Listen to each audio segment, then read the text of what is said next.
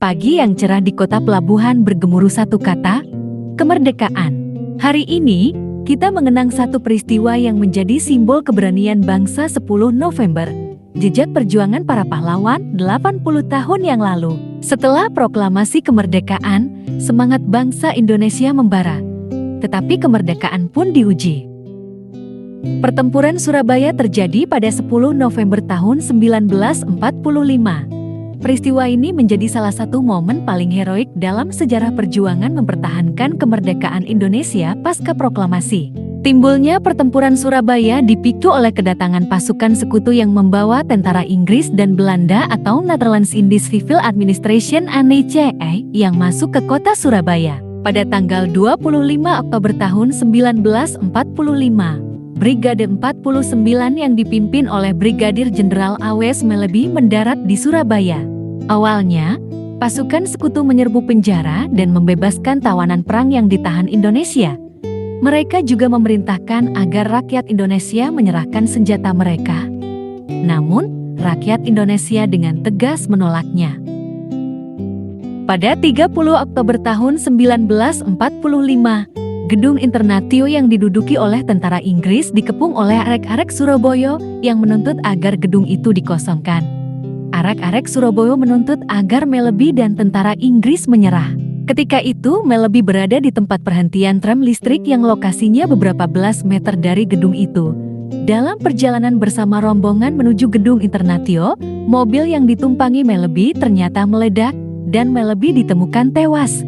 Tewasnya Meleby berhasil memancing amarah pasukan Inggris. Kemudian, pada tanggal 9 November tahun 1945, Mayenne K.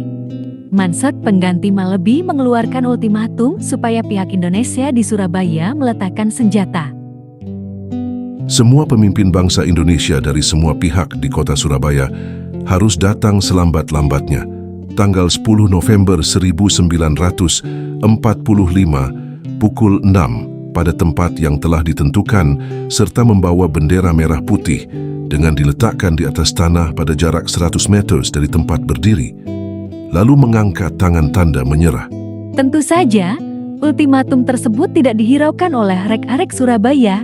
Hal inilah yang memunculkan pertempuran hebat pada 10 November tahun 1945. Inggris lalu mengerahkan semua kekuatan yang dimilikinya dalam pertempuran sengit di Surabaya. Untuk mengobarkan semangat juang arek-arek Surabaya, salah satu tokoh pemuda, Sutomo atau Bung Tama mendirikan radio pemberontakan.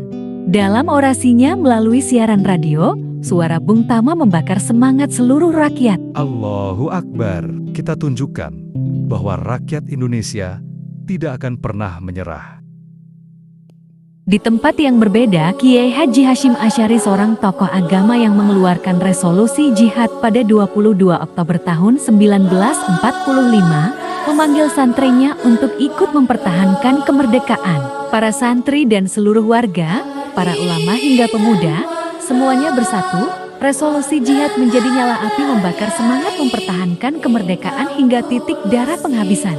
Karena itulah setiap tanggal 22 Oktober diperingati sebagai Hari Santri untuk mengenang dan meneladani perjuangan para santri dan ulama dalam merebut, mempertahankan, dan mengisi kemerdekaan Indonesia.